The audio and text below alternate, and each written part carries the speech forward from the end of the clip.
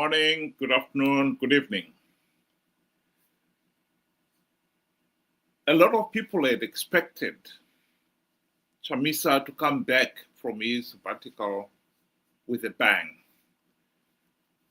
And I think a lot of his supporters had hoped to see that too. One of the things that they boasted about when he announced his comeback from the sabbatical a few months ago now was that while he was away on his sabbatical, his opposition challengers, people like Tendai Biti, Welshman Ngube, Sabango, and so forth, had failed to make any significant inroad to take advantage of the fact that he was not there. And when he came back, they expected that he would take off from where he left off. It turns out that has not been the case. Here is a video clip of a Chamisa loyalist who is standing for council elections in Masvingo. And as you can see from the crowd of those who gathered at his launch, it's not very impressive. I'll just play it without the sound.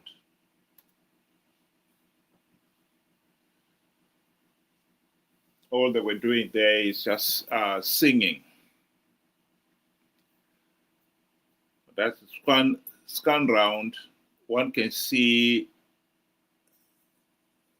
that there wasn't much of a crowd there. I think that is the kind of crowd that some of the lesser popular opposition leaders like Douglas Monzora,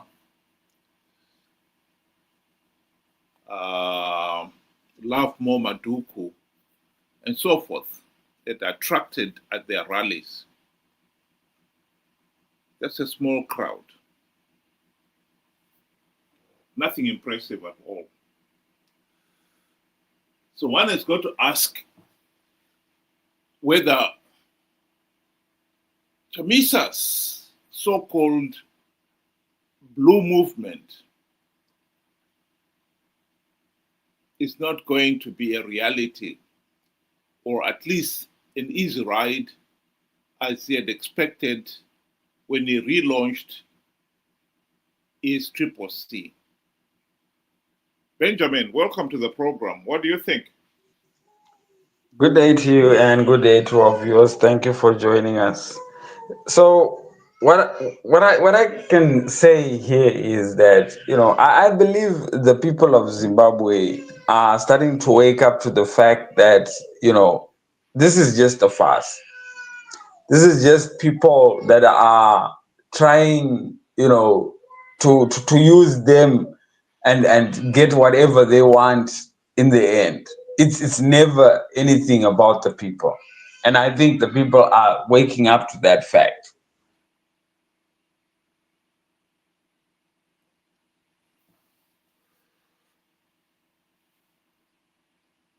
I can't, I've got to agree with you there, Ben. I think one of the sticking points for Nelson Chamisa has been this issue that he lied about plugging all the fault-tricking loopholes, and that has turned out to be untrue. He may have got away with it in 2018 when he made a similar lie that MDC Alliance had stringent measures to stop Zanu PF rigging the elections, only for him to claim that Zanu PF had rigged the 2018 elections, just the day after the voting was done. He tried to do the same thing again in 2023. But I think this time, I believe a lot of Zimbabweans are waking up to the reality that he conned them. And I think the launch of this so-called blue citizen movement is not going to be as easy as when he launched the Triple C. And I think I agree with you that the people of Zimbabwe are waking up to the reality that the opposition, the MDC, Triple C, have been conning them. 25 years since the founding of the MDC, they failed to implement even one token reform. They've been participating in flawed elections only to give Zanu PF legitimacy. I think that waking up is really worrying for Chamisa.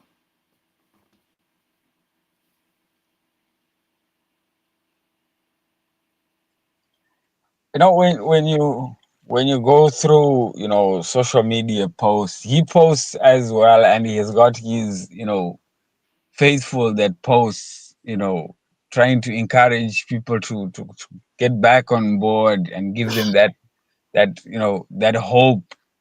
you know you can see with the response that if he truly had that 2 million, that 2 million has since dwindled. And you're right to use the word worrying. It's now worrying to say, I lost all that instead of building on that.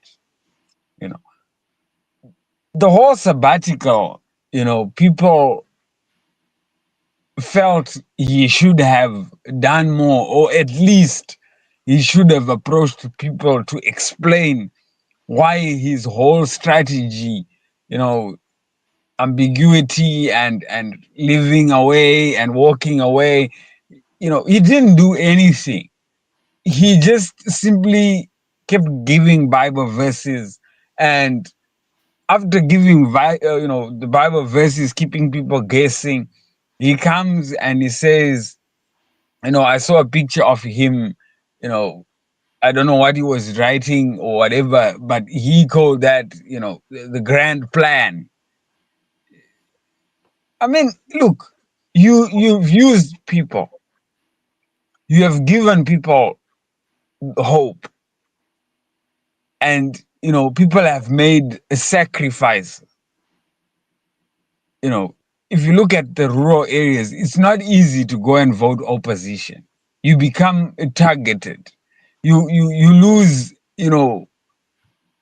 vital, foodstuffs, grain, seed and everything. Sacrificing for somebody to at least deliver. And that person then does not deliver. What's more hurtful is does not have the audacity to come and whether apologize or explain. So I sincerely believe whatever momentum he had, or whatever numbers that he had, will never be the same you know again, because the people have woken up to the fact that, wait a moment, this guy here can simply just lie and take a break, and come back and think he can still lie again and probably take another break or even a longer break. You know, that does not show somebody that is, accountable to us. And I'm glad that the people of Zimbabwe are waking up to this fact. Now, what we need is to put more flesh onto that, realization. What is the problem? And the real problem is our political environment is a mess. we as Zimbabweans have never had free, fair, and credible elections. From the word go, from 1980, ZANU PF has been rigging elections, and we need to change that narrative.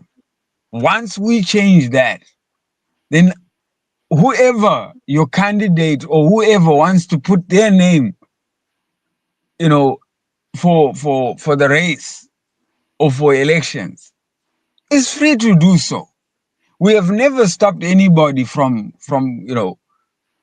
putting their name. What we are fighting for is real change, free, fair, credible elections. That is all we are doing. Thank you.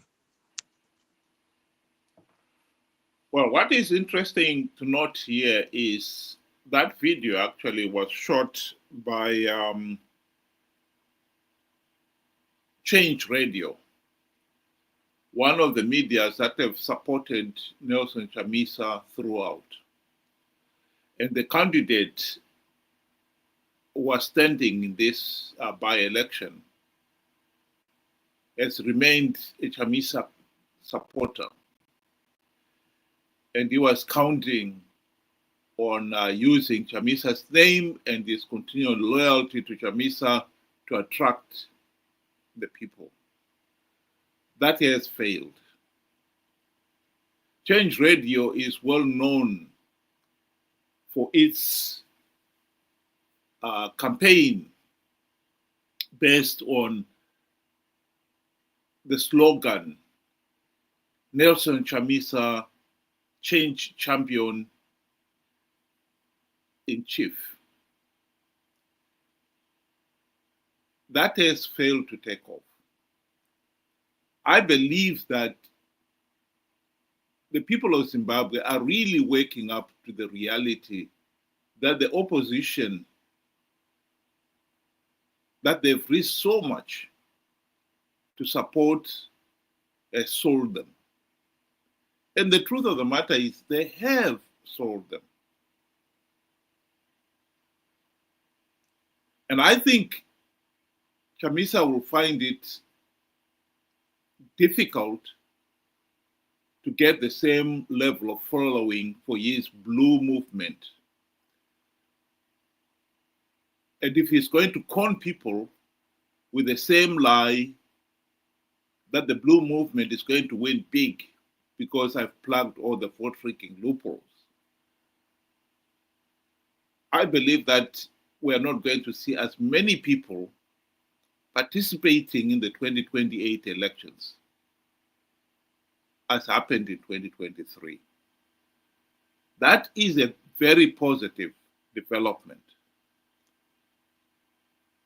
because there was nothing that was accomplished by participating in the 2023 elections other than to give Zanu PF legitimacy and perpetuate the dictatorship. That is the number one message I would like to leave with the people of Zimbabwe today.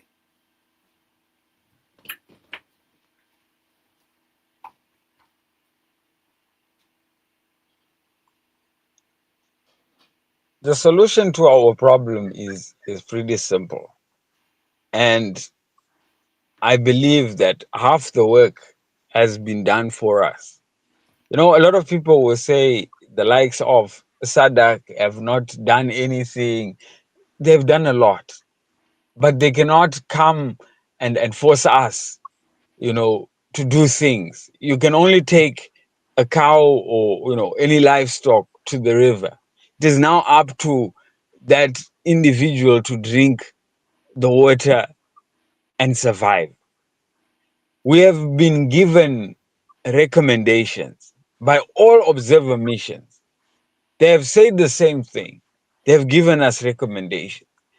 Guys, if you want to fix your problem, you need to fix A, B, C, D. Fix your elections. That's as simple as I can put it. Fix your elections.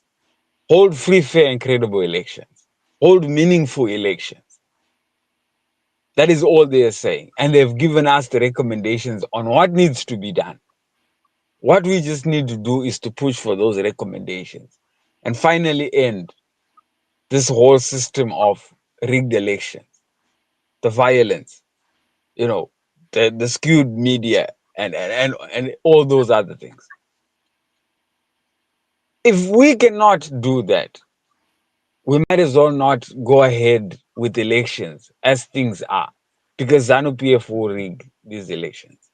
So, in closing, I would say if there are not going to be any reforms, or if we are not going to implement those reforms, we shouldn't have elections. No reforms, no elections, period. I'd like to give the final word to Chamisa. This was the message he gave to the people of Zimbabwe in 2023, before the 2023 elections. And nearly 2 million Zimbabweans believed him and went to cast their vote in the 2023 elections. Makorokoto Zimbabwe nokuti hakuna munhu anomira kana denga raronga plan. Denga raronga plan, denga harifo iri. Plan ya Mwari haifo iri. Ini ndatanga kugadzira cabinet. There is no way we are not going to form a new cabinet. There is no way we are not going to have a celebration. There is no way we are not going to have an inauguration. Let's start preparing for our inauguration. Let's start preparing for our celebration.